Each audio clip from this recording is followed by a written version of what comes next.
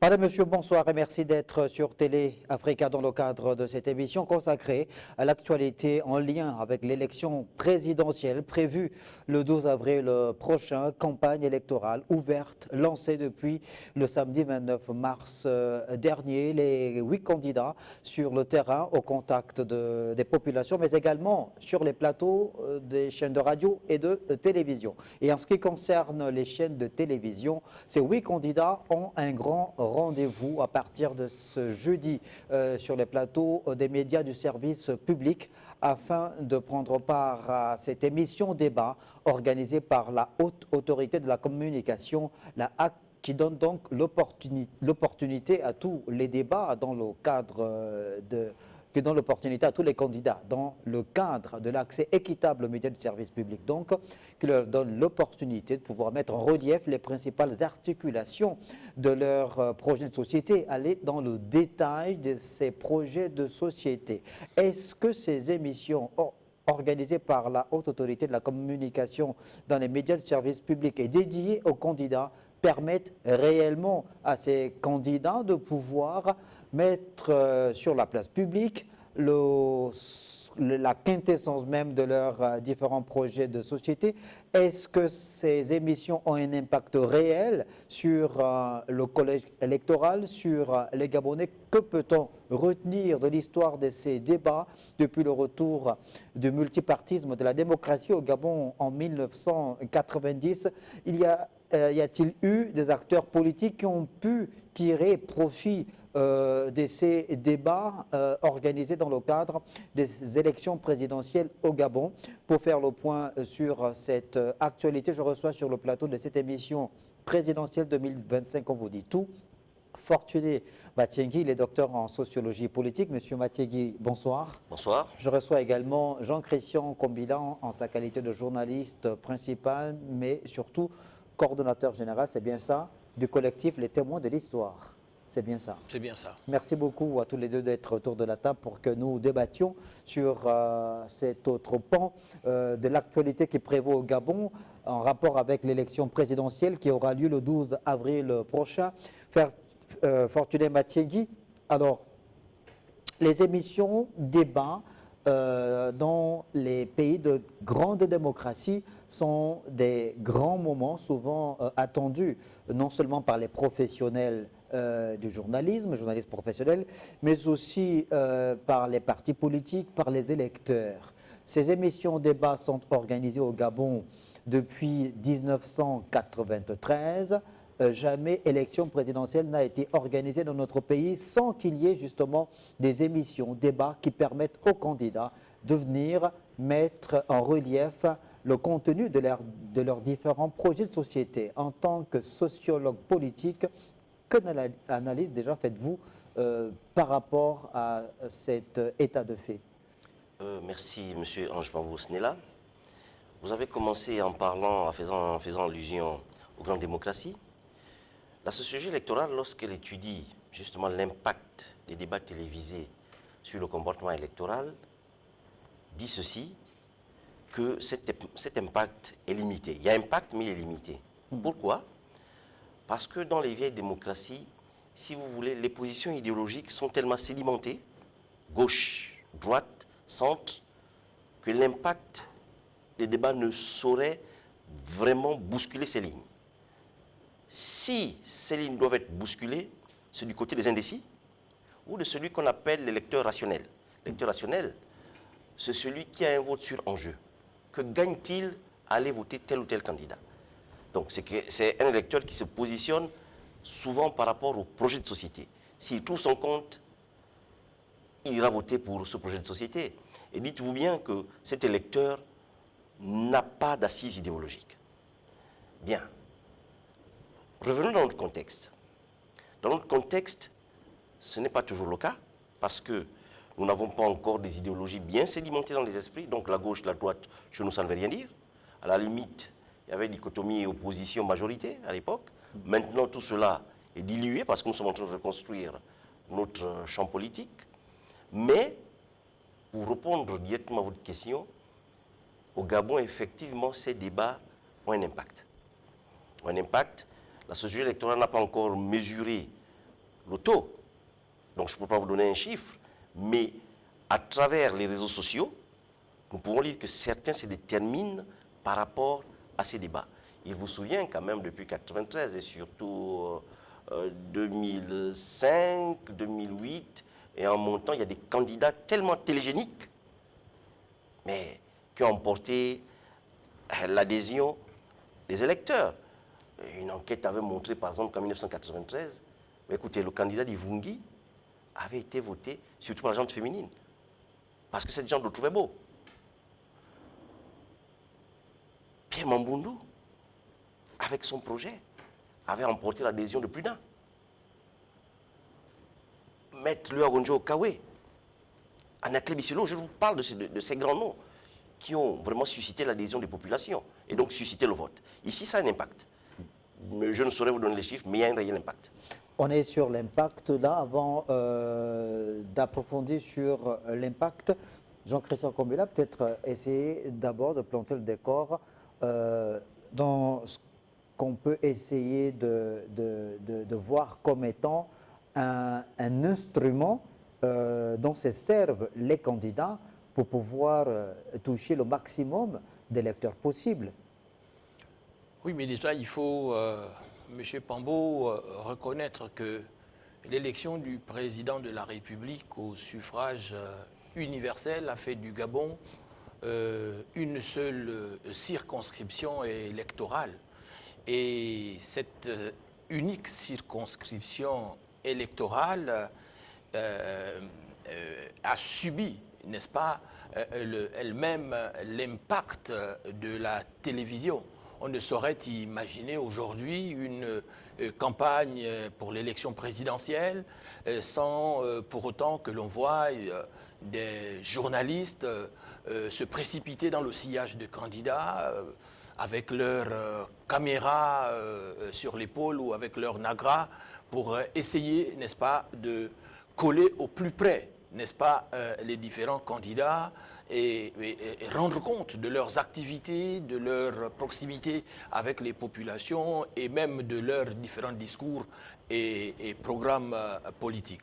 Donc oui, il y a effectivement dans notre pays cette tradition qui est désormais installée depuis 1993, qui fait que l'instance de régulation, n'est-ce pas, organise un débat télévisé ou une succession de débats télévisés qui permettent à nos différents candidats, n'est-ce pas, de venir expliquer leur programme.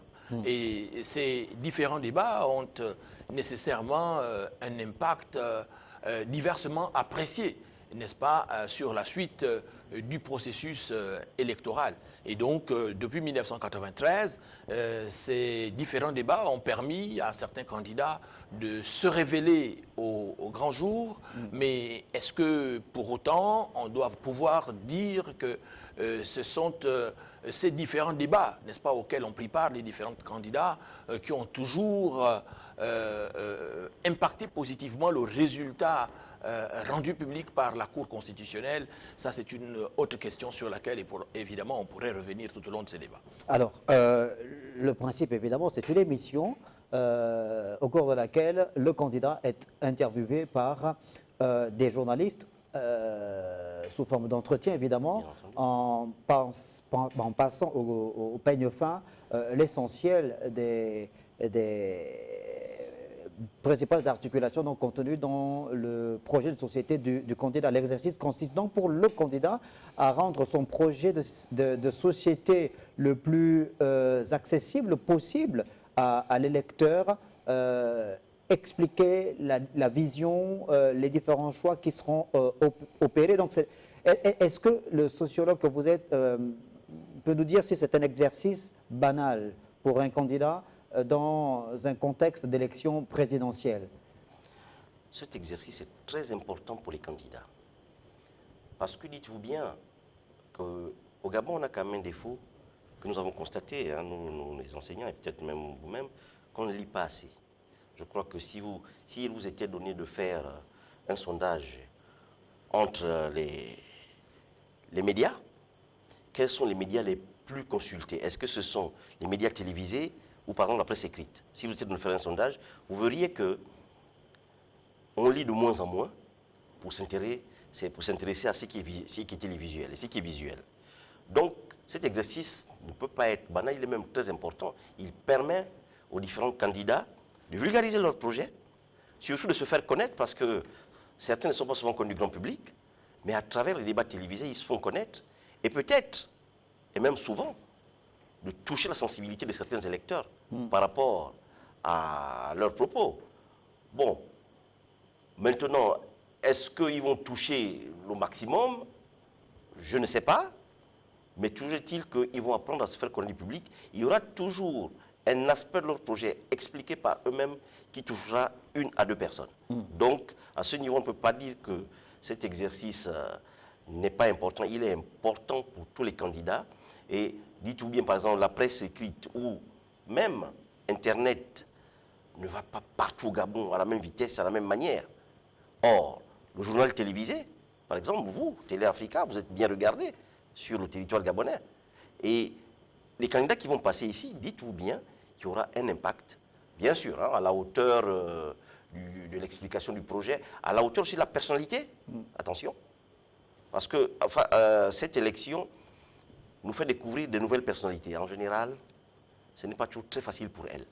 Il y a déjà des personnalités un peu plus connues, donc, qui vont déjà avec la faveur des pronostics. Même si on a vu des candidats, depuis 1993, il l'a dit, mais tellement télégéniques, mais qu'ils ont fait sensation. On va revenir sur ce point-là. Jean-Christian Kobila, vous êtes journaliste, évidemment. L'émission Débat, organisée dans le cadre de l'élection présidentielle, est un moment important, parfois décisif même, au cours d'une élection présidentielle pour les candidats. C'est également un rendez-vous important pour les journalistes. Vous faites partie des journalistes gabonais qui ont déjà pris part en tant que journaliste à des émissions débat, donc pour interviewer des candidats. Vous avez fait l'exercice 2 fois, une fois en 2005. Une fois, en 2005. En 2005. Donc, comment on prépare ce type pour les journalistes? D'abord, comment on prépare ce rendez-vous-là, cet exercice-là? Est-ce que vous pouvez nous en dire un peu plus? Mais je vais me fonder sur mon expérience personnelle, si vous le permettez. À l'époque, le Conseil national de la communication choisissait d'autorité les journalistes dans les salles de rédaction. Et en tout cas, c'est ce qui avait été fait en 2005. J'étais journaliste au quotidien national L'Union, au service politique, et je me trouvais à l'extérieur du pays lorsque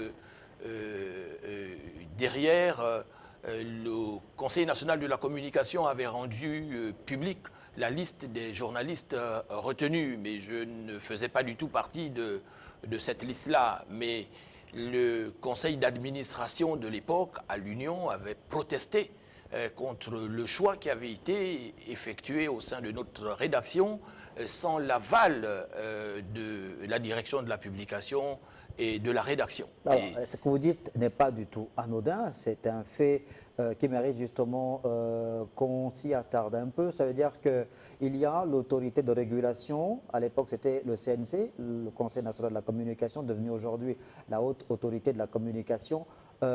Aujourd'hui, la loi a évolué. Aujourd'hui, le régulateur s'appuie-t-il sur la loi? Est-ce que c'est encadré qui permet justement de pouvoir faire le choix du panel des journalistes retenus pour animer ces émissions de débat?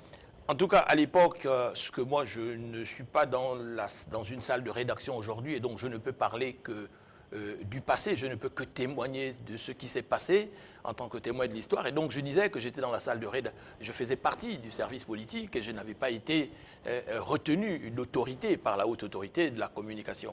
Mais le conseil d'administration et la direction de la publication avaient estimé que le Conseil national de la communication n'avait pas à s'immiscer dans la gestion quotidienne de la rédaction, n'est-ce pas, sans avoir, n'est-ce pas, à recueillir l'aval de la rédaction. Et donc, la rédaction de l'Union avait demandé au Conseil national de la communication que si le Conseil tenait tant à voir le journal L'Union être représenté à ces débats-là, il fallait donc que le Conseil tolérât que la rédaction décidât en toute responsabilité du journaliste qui devait représenter la salle de rédaction à ces débats-là. Et c'est ainsi que le conseil d'administration et la direction de la publication avaient écrit au Conseil national de la communication pour proposer, n'est-ce pas, ma participation à ces débats-là. Et c'est ainsi donc que j'avais pris part au nom du journal L'Union. Mais en même temps que je suis allé là-bas, j'ai trouvé effectivement que les journalistes de la télévision étaient les plus nombreux, notamment ceux de la télévision nationale. Ils étaient près d'une huitaine. Mais du fait de l'exercice, c'est des journalistes qui font de la presse audiovisuelle, donc la télévision, donc on peut imaginer qu'ils sont peut-être mieux à l'aise dans l'exercice. Ce qui peut bien se comprendre parce que depuis justement l'instauration du pluralisme des médias dans notre pays et du pluralisme politique, il faut dire que notre pays, le Gabon, est entré dans l'ère de la télécratie. Dans l'ère de la télécratie qui coïncide parfaitement avec notre tradition orale. Et donc la télévision est le média de proximité égalitaire par excellence.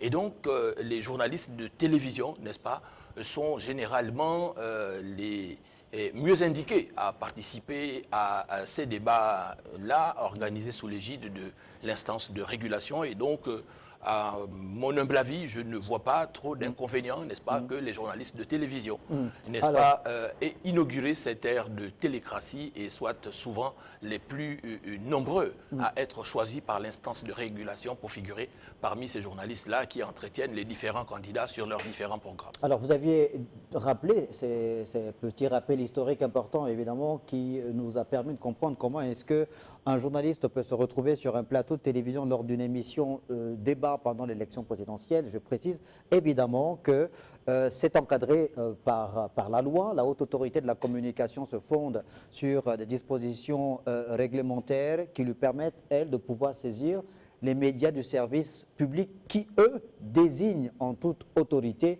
les journalistes de leurs différentes rédactions qui vont donc représenter ces médias-là, ces rédactions-là, dans ces émissions débat. C'est encore le cas cette année 2025. Les journalistes qui vont donc animer les débats ont été proposés par leur rédaction et l'organisateur évidemment de ces débats reste la haute autorité de la communication, la HAC, qui a la responsabilité d'organiser ces débats pour permettre à tous les 8 candidats d'avoir un accès équitable aux médias du service public. Et si vous permettez, je peux préciser qu'en 2005, ce n'était pas la première fois que l'instance de régulation décidait, n'est-ce pas, d'autorité de choisir ou de désigner un journaliste dans la salle de rédaction de l'Union.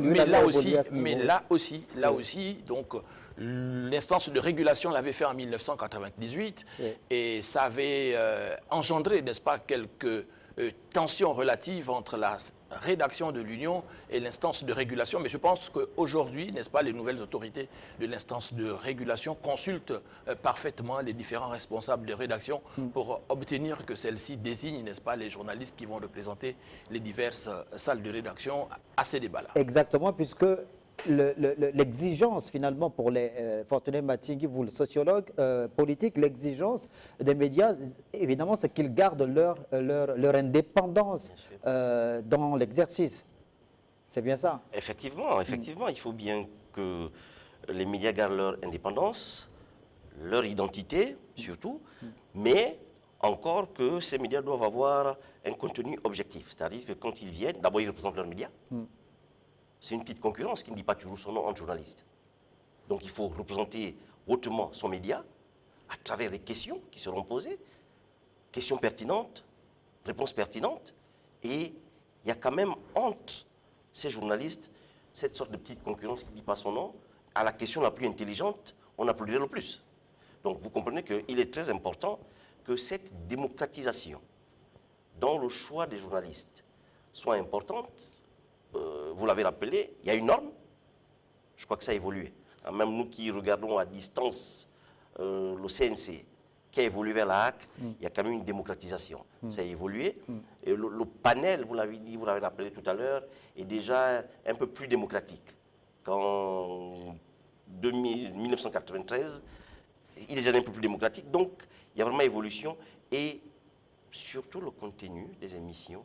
Et pour nous qui regardons, les médias est vraiment très, très intéressant. À l'époque, on avait tendance à remarquer que les journalistes étaient un peu trop colorés. Il y a une certaine coloration, alors que là, les questions sont un peu plus indépendantes. Et il y a des journalistes comme ça qui se sont fait connaître. Je ne veux pas citer les noms, je ne les connais plus très bien, mais ils se sont fait connaître parce que face à des candidats, ils avaient quand même gardé le sang-froid, surtout des candidats d'une certaine autorité. Ils avaient quand même gardé le sang-froid et posé des questions pertinentes, qui avaient une réponse pertinente et qui avaient relevé les débats, bien entendu. Jean-Christian Combina, alors cette émission débat organisée dans le cadre de l'élection présidentielle qui permet donc aux candidats d'avoir accès aux médias de service public et de pouvoir mettre en relief leurs projets de société, ce sont des émissions dans lesquelles les journalistes qui composent le panel sont uniquement des journalistes du service public. Est-ce qu'on peut imaginer que la loi puisse également évoluer à ce niveau? Comment comprendre justement que depuis qu'on ait mis en place ce qui est devenu une forme de pratique républicaine, c'est-à-dire qu'à chaque élection présidentielle, on organise des débats pour permettre aux différents candidats de s'adresser directement aux Gabonais par le canal des médias de service public, que cette loi ne soit pas étendue aux médias privés, par exemple. Sous d'autres cieux, on voit bien que les journalistes venus du secteur privé sont parfois sollicités ou souvent sollicités également pour prendre part à ce type de débat. On le voit régulièrement en France. Pourquoi est-ce qu'au Gabon, ça semble être comme du domaine strictement réservé au service public? Nous convenons, M. Pambo, que cette séquence de débats organisée sous l'égide de l'instance de régulation constitue un moment fort, n'est-ce pas, du processus démocratique de notre pays. Maintenant, je peux apporter un bémol à ce que vous dites, parce que le journal L'Union, auquel j'ai appartenu il y a très longtemps, n'est pas un média de service public, c'est un journal pro-gouvernemental. Pro-gouvernemental. Selon la coloration, c'est une lecture qui est l'Union souvent a toujours faite. été présentée comme étant un journal pro-gouvernemental. Mais pour moi qui ai travaillé à l'intérieur pendant 11 ans, je Mais pense que ce journal est un journal pro-présidentiel. Mais vous le savez, la ligne Et sans doute éditoriale de parce que l'Union, le journal la est- ligne éditoriale de l'Union n'est pas la ligne éditoriale des Côtes du Nord, de la Griffe, du Scorpion, par exemple. Donc, Sans doute, c'est parce que des intérêts de personnalités publiques côtoient des intérêts privés, mais cela dit, le journal est un journal privé, mais dont la ligne éditoriale à notre époque était une ligne éditoriale pro-présidentielle. Mais cela dit, il y a effectivement le fait que le journal L'Union, depuis 1993, en tout cas jusqu'en 2005, lorsque j'y étais, prenait une part active, n'est-ce pas, à cette séquence du processus, cette séquence importante du processus électoral. Maintenant, avec l'évolution du contexte sociopolitique et même du contexte médiatique dans notre pays, aujourd'hui, l'État subventionne la presse privée à hauteur de 500 millions de francs, du moins les organes de presse, disons, écrites, n'est-ce pas, sont subventionnés par l'État. Le CTRI a récemment relevé de façon substantielle l'enveloppe allouée à la presse privée, qui était de 127 millions, qui est passée à 500 millions. Donc, à partir du moment où l'État subventionne la presse privée, je pense qu'en faisant évoluer les pratiques politiques, peut-être dans un avenir proche, ou à court et moyen terme, n'est-ce pas, les organes de presse et les médias privés pourraient parfaitement participer à cette séquence importante de la vie démocratique de notre pays. Mais en même temps aussi, il faut reconnaître que cette séquence importante aussi permet à la fois aux journalistes de se révéler, permet à la fois à notre processus démocratique de se distinguer aux yeux du continent et aux yeux du reste du monde. Cette séquence a souvent permis n'est-ce pas, à des personnalités politiques de tirer leur épingle du jeu, de se révéler. On a vu en 1993 une personnalité politique comme Pierre Claver Maganga Moussavou percer le plafond. On a vu en 1998, en 1993 aussi, le père Paul Mba Abessolo. On a vu Pierre Mamboundou aussi en 1998 et en 2005. Et donc, on a connu une évolution, n'est-ce pas, du débat politique, n'est-ce pas, qui est parti d'un débat essentiellement idéologique, entre guillemets, pour ne pas dire théorique, à partir de 1993, et qui, en 1998, n'est-ce pas, à travers Pierre Mamboundou, a connu une évolution avec une argumentation, cette fois-là, chiffrée, et qui a nécessité, n'est-ce pas, que les journalistes fussent vraiment à la hauteur de ces débats-là. Et en 2005, on a vu là aussi que le débat politique avait atteint un niveau appréciable, même si on peut reprocher qu'en 2005, parfois, on a vu un candidat aussi, n'est-ce pas, se dérober, n'est-ce pas, à ce rituel républicain qui est le défunt Alain Guangzé, n'est-ce pas, qui n'a pas voulu participer à ce rituel républicain. Le candidat Jean Ping également en 2010. Le candidat Jean Ping aussi en 2016 et le candidat Ali Bongo aussi en 2023. Donc on a vu que ce rituel républicain a parfois alors, je vais demander au sociologue, qu'est-ce qui peut, justement, je vais demander au sociologue, Dr Mathieu. Oui. Par rapport à la question que vous lui avez posée, c'est celle-là? Non, allez-y, si vous voulez répondre par rapport à la question posée, ensuite je vais vous poser... Merci.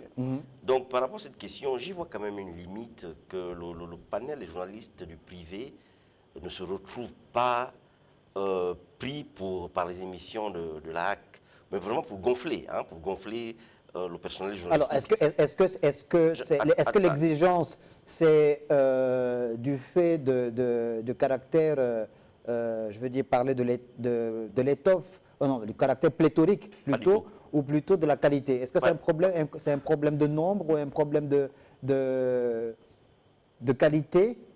Mais le nombre, c'est nous qui faisons. Parce qu'on a vu des plateaux sous d'autres cieux où un candidat à l'élection présidentielle est interviewé par 2 journalistes seulement. Hein. Oui. Donc l'exigence du nombre... Non, le nombre, c'est nous qui le mettons en place. Ce qui est important, c'est la qualité des questions, la pluralité des questions et surtout les sources des questions. Les sources peuvent venir du public comme celles du privé. Vous savez, on a souvent qualifié le public d'être pro-gouvernement. Monsieur Jean-Christian Kombila a parlé de l'Union. Même si l'Union est un journal privé, vous l'avez dit, pro-gouvernemental, mais l'Union ne serait... Enfin, souvent a été présenté pendant plusieurs années par certains Gabonais.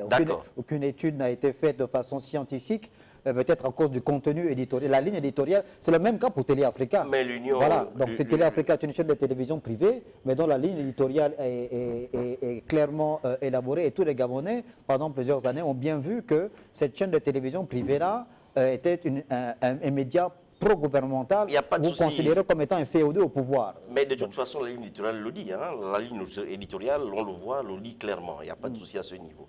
Mais ce que je voulais dire, parce que vous m'avez un peu interrompu, ce que je voulais dire, c'est que le privé et le public font les médias. Donc, il serait quand même de bonne loi d'aller chercher au public et au privé pour, à la limite même, la nuance dans les questions.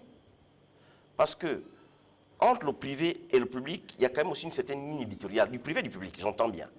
Or, cette ligne éditoriale du privé et du public est importante dans le questionnement au candidat.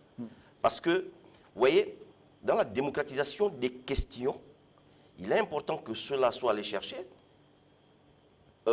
qu'ils aillent regarder dans leur ligne éditoriale privée pour poser certaines questions qui pourraient paraître tabous aux journalistes du public. Et là, les journalistes du privé seraient un peu plus à l'aise. Pourquoi? Parce que les populations aussi, dites-vous bien, ce ne sont pas tous des journalistes, mais les populations aussi observent. En observant, elles souhaiteraient que certaines questions soient posées. Mais de plus en plus, la HAC, je crois qu'elle est en train de jouer à ces jeux démocratiques, puisque les questions, comme je vous l'ai dit tout à l'heure, sont de plus en plus démocratiques et essayent de toucher le fond qui intéresse effectivement les populations. Bon, maintenant, quant à l'Union, l'Union ne peut pas être représentatif des médias privés. Hein, c'était pour répondre un peu à M. Jean-Christian Kombila, même s'il y avait l'union, mais il faut encore rajouter d'autres journaux privés. On peut partir sur une base paritaire. C'est un exemple, hein, je ne sais pas. On peut dire 3 privés, 3 publics. Ça ne gêne pas, ça, ce n'est pas pléthorique. On peut dire 5 privés, 5 publics. Ça ne gêne pas. Donc, vous voyez, peut-être qu'on doit évoluer à ce niveau, parce que là, j'y vois une limite. De plus en plus, il faut des journalistes du privé. Mais attention aussi que ce journaliste arrive et soit professionnel. Quand je dis professionnel, il faut éviter la délation, parce qu'on a vu aussi des journaux privés qui rentrent dans la délation, dans la calomnie. Non, non, non. Qu'ils soient professionnels, qui posent des questions professionnelles pour avoir des rendus professionnels. Mais il y a des professionnels dans le secteur privé et des médias au Gabon. Oui. Il y en a. Ah oui, oui, Je oui, vous rassure, il y en a. Oui, je Alors, le sais. Donc, la deuxième Je le question que je voulais poser, c'est que Jean-Christian Kombila, tout à l'heure, a mis en relief un certain nombre de personnalités, d'acteurs politiques qui se sont révélés Démarqués, oui. au grand public grâce à ces émissions de débat organisées par le régulateur, qui permettent donc à ces candidats-là d'avoir accès aux médias et de pouvoir mettre en relief les différents projets de société. Il a parlé de Pierre Claver Bonganga Moussavo en 93, Pierre Mambundu en 98-2005, Exactement. le père Paul Kolma Mabesolo, Bessolo effectivement. également en 93. Mais parfois, certains candidats, malheureusement, passent à côté du sujet. Est-ce que cet exercice-là est une forme de couteau à double tranchant? Oui. Oui, vous le savez mieux que moi. Passer devant la télévision, c'est un couteau à double tranchant. Certains sont télégéniques, mais certains passent à côté. D'autres passent à côté, excusez-moi. On est d'accord, il faut maîtriser son sujet. Mais il a pris l'exemple de Pierre Mambundu. Quand Pierre Mambundu vient à la télévision parler, ou lorsqu'il parlait, attention, l'UPG a fait un travail en amont. Disons que les conseils à l'UPG étaient des sortes de conseils de ministres, où le président Pierre Mambundu demandait à chaque responsable d'aller bosser sur un sujet. Il avait ses ministres de l'éducation, son ministre du pétrole, son ministre de la santé, son ministre de l'enseignement, et il faisait une sorte de plénière où l'objectif était de venir contredire ce que devait dire, excusez-moi du terme, le ministre de la Santé. Et donc, dans ces discussions, lorsque Pierre Mambundu arrivait à la télévision, mais il était très armé, excusez-moi. Il l'a dit. C'est vrai qu'on est passé à des débats théoriques où les bilans n'étaient pas chiffrés, à des bilans très chiffrés. Je me rappelle de son projet de société de 98, 2005, 98. Mais c'était un projet chiffré à la virgule près. À la virgule près. Vous croyez que c'est sorti d'où? Mais c'est de son école. Mais lorsque vous n'êtes pas préparé comme lui, et vous arrivez face aux médias, et vous savez que vous, journalistes, vous êtes titillants, je ne veux pas vous l'apprendre, vous titillez beaucoup. Et en titillant, vous allez creuser le projet, et il n'arrive pas à répondre. Mais il passe à côté de la plaque. Jean-Christian Kombila, alors, l'exercice pour le journaliste qui est dans le panel des journalistes retenus pour participer à l'émission au débat, l'exercice consiste à travailler de façon professionnelle et pointilleuse sur le segment qui lui est réservé, parce qu'il y a des segments, c'est bien ça, par journaliste, Oui, selon le projet de société? Oui, en fonction des différents secteurs de la vie économique de notre pays.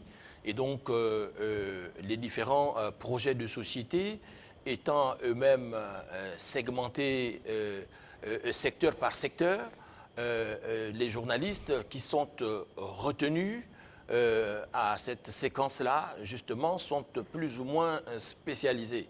Et l'avantage d'une rédaction comme celle de l'Union à laquelle j'ai appartenu jadis était qu'au quotidien, la rédaction elle-même est compartimentée en secteurs. Le secteur politique, le secteur économie, société et culture, sport, politique étrangère. Et donc, lorsque nous participions à cette séquence-là sous l'égide du Conseil national de la communication, les différents journalistes retenus devaient rencontrer chaque candidat à l'élection présidentielle l'avant-veille ou la veille de son passage, n'est-ce pas? Non pas pour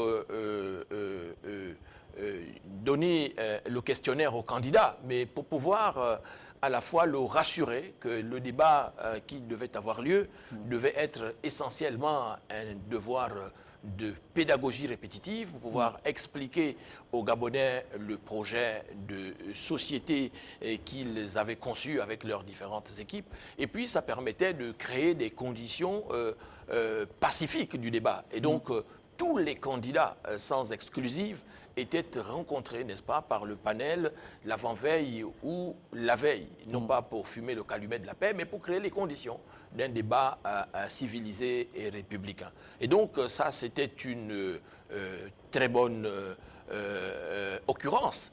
Et donc, les débats qui ont eu lieu ont permis à la fois à ces hommes politiques-là de s'exprimer sereinement parce qu'ils n'étaient jamais surpris par les thématiques qui étaient abordées au cours de ces débats-là. Alors, donc, un moment, on a dit, important pour les candidats engagés à la course à l'élection présidentielle, leur participation à cette émission débat qui a pour objectif, évidemment, de permettre aux Gabonais d'avoir une idée précise sur le contenu des différents projets élaborés par les candidats qui prennent part à une élection présidentielle. Est-ce que ça peut desservir aussi ou est-ce que c'est un moment parfois de tension entre journalistes et candidats? Encore que chez nous, là, on est revenu à une élection à 2 tours. Peut-être qu'au soir du 12 avril prochain, on n'aura pas un vainqueur, qu'on sera obligé d'aller au second tour. Et là, il y aura le fameux débat de l'entre-deux tours. Est-ce que parfois, c'est des moments de tension? Il peut y avoir des moments de tension. Monsieur Ange Bambos-Snela, il vous souvient de l'émission de 1993, Le Grand Jury, organisée à l'époque par la RTG? Le Grand Jury. Donc, il y avait un panel de journalistes qui devaient auditionner les candidats à l'élection présidentielle. Je ne sais pas si vous avez souvenance de cette époque, cette émission.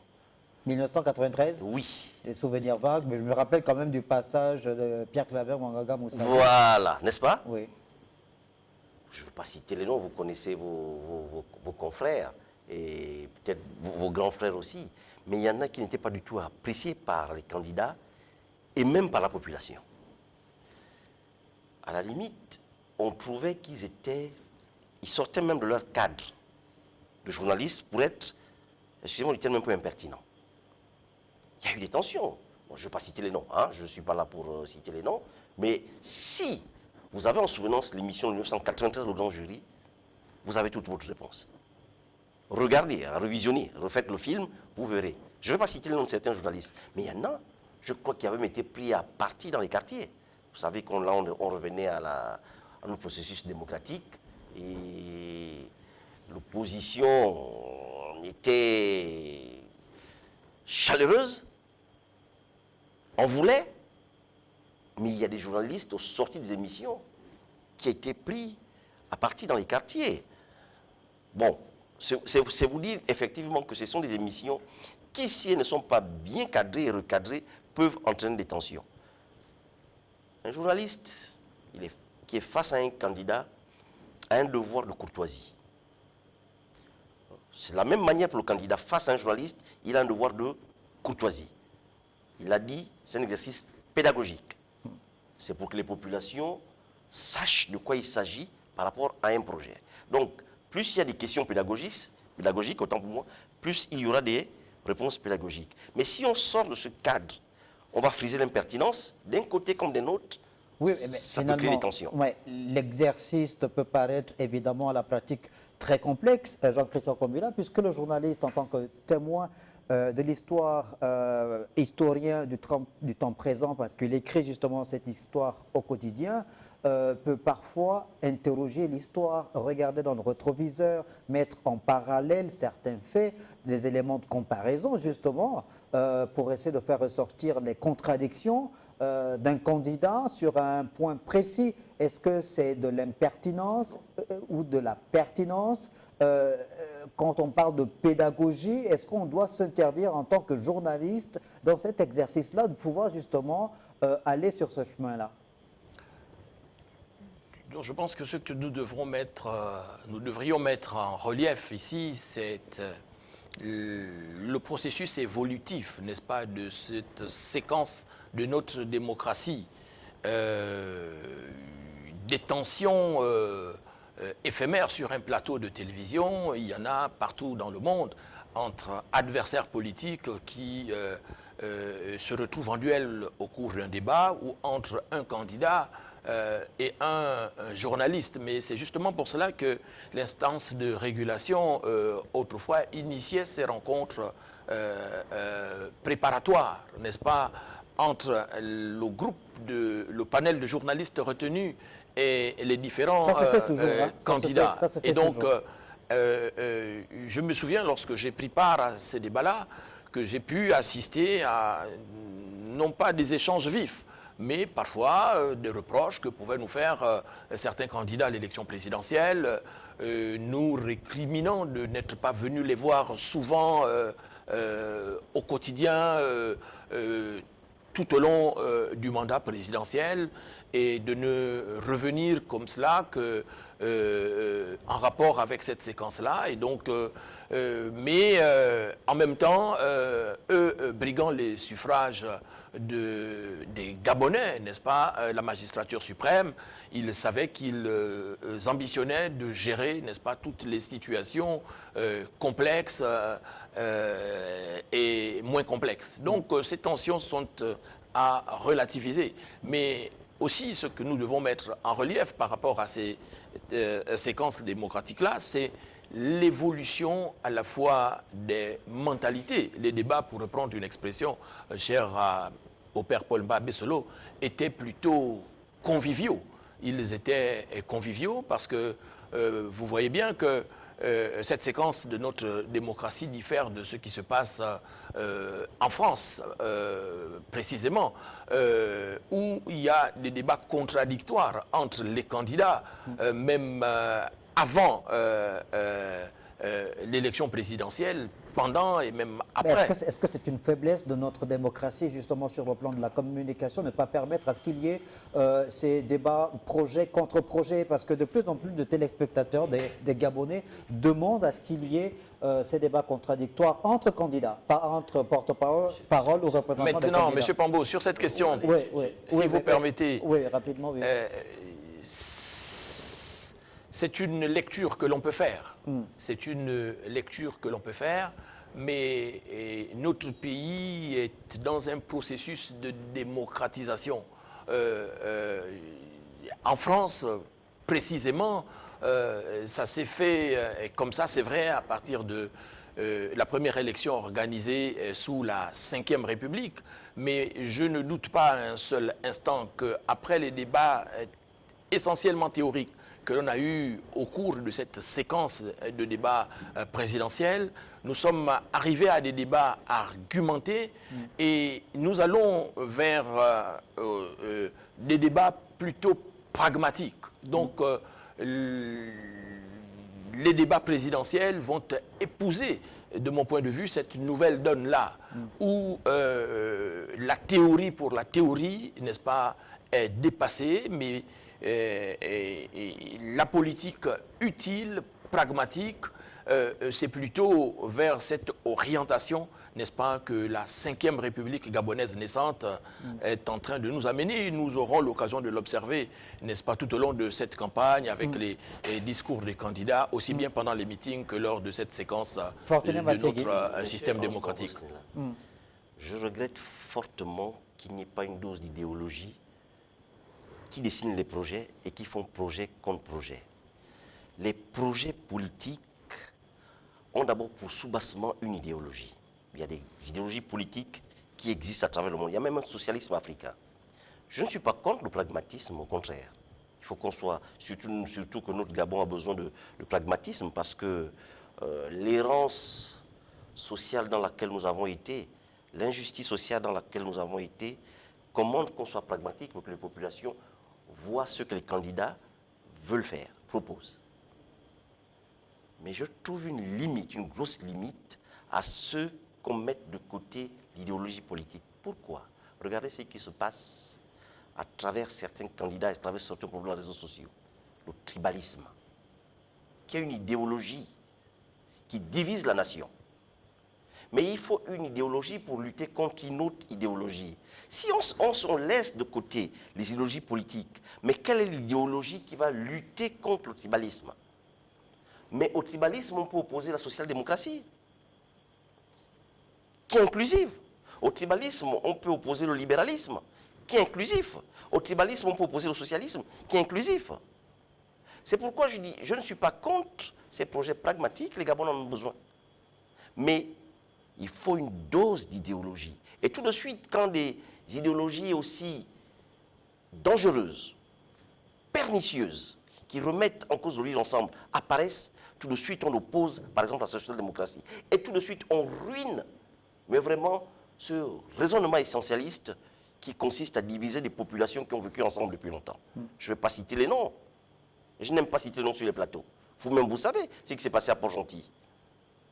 Moi, je suis un peu proche de Port-Gentil. Je suis né, j'ai eu mon bac. J'ai vécu avec des frères qui n'étaient pas la même ethnie que celle de mes parents.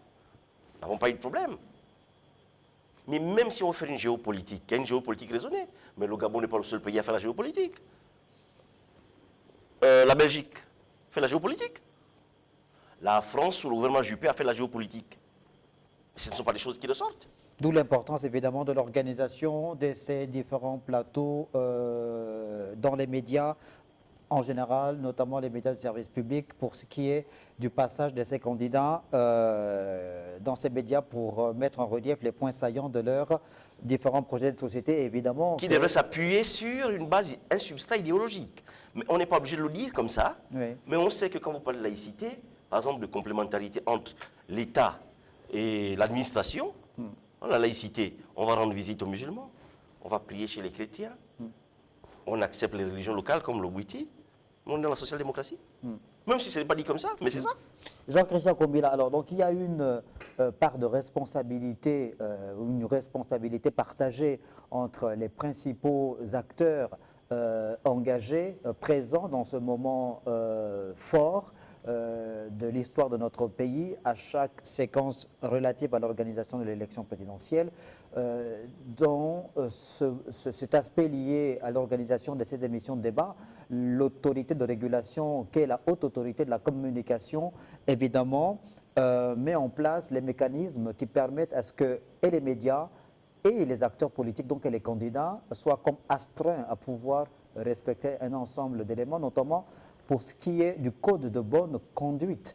Il y a un code de bonne conduite signé par les candidats, signé également par les médias du service public pour offrir aux téléspectateurs, aux Gabonais, un produit in fine de très bonne qualité, notamment en ce qui concerne le respect des droits fondamentaux, des libertés, liberté d'expression notamment.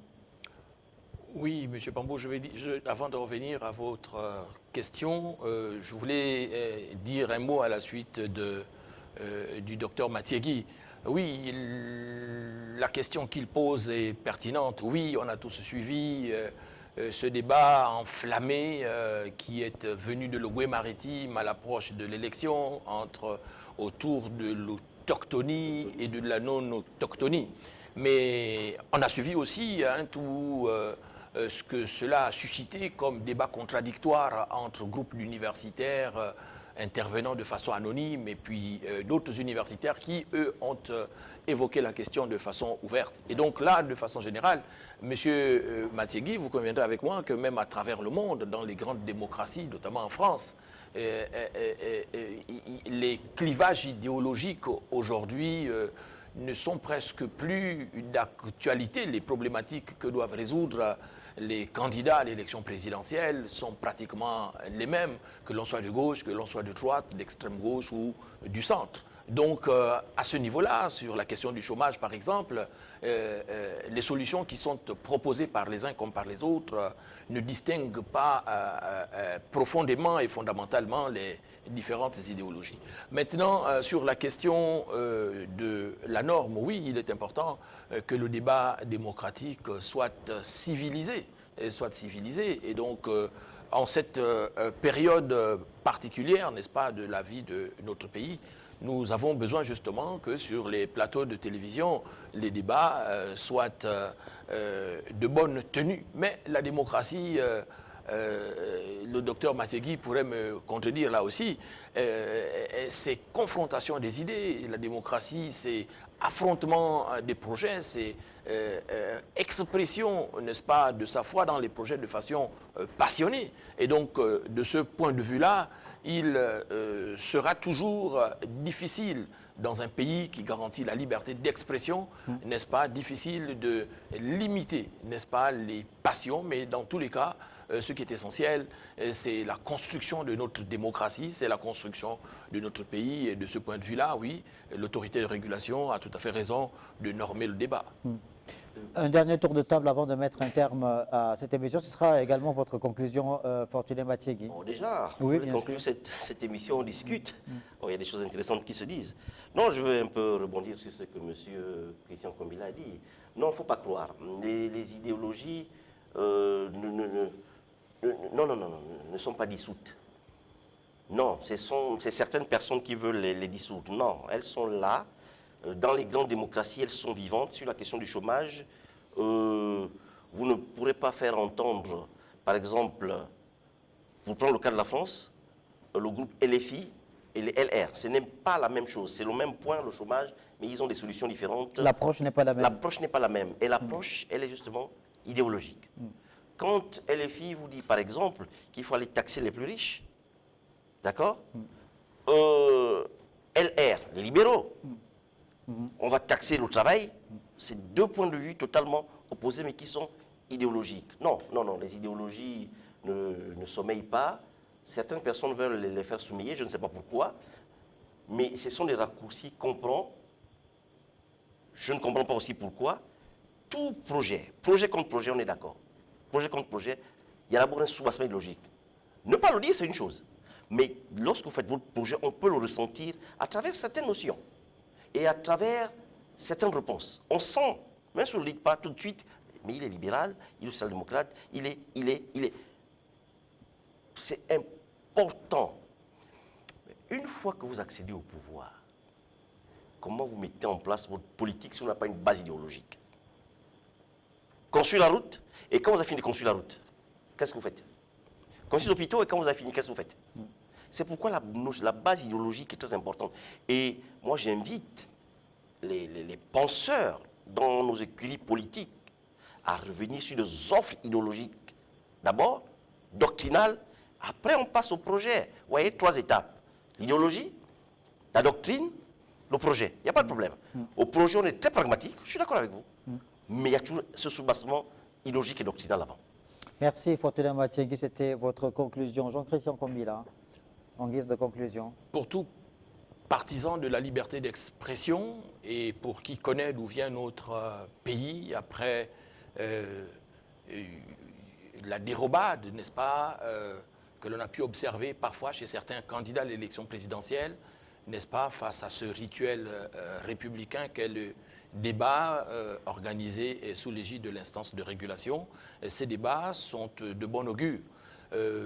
Par le passé, ils ont montré une évolution du débat et de la culture politique et télévisuelle dans notre pays. On est parti des débats théoriques à des débats argumentatifs. Nous sommes convaincus que cette séquence de 2025, où l'on voit des candidats se présenter non pas sous la bannière des partis politiques, mais sous la bannière d'indépendants et de la société civile, nous serons curieux, n'est-ce pas, de voir l'orientation pragmatique, n'est-ce pas, que ces débats-là vont avoir lieu et vont donner comme symbolisant, n'est-ce pas, l'évolution du débat politique et démocratique dans notre pays. Merci, Jean-Christian Kombila. Oui, mais vous aviez déjà conclu. Oui, non, c'est pas grave, c'est juste une minute. Allez-y. Non, mais monsieur Christian Kombila, le pragmatisme n'empêche pas l'idéologie. Pas du tout. Non, mais vous aviez déjà conclu. Là, vous relancez le débat. On arrivait au terme de l'émission. Non, c'est juste une petite précision. D'accord. Merci. Dans le pragmatisme. Merci beaucoup. Okay. Merci beaucoup d'être passé sur le plateau. On aura le plaisir de vous recevoir pour d'autres émissions. évoquer d'autres thématiques. Voilà, s'il se referme cette émission, rendez-vous évidemment pour ce qui est des candidats et leur passage dans les médias du service public à partir de ce jeudi avec la candidate Nyenga Shining Zenaba. Ces émissions de débat, évidemment, seront diffusées dans les médias du service public. Bonne suite des programmes sur Télé Africa.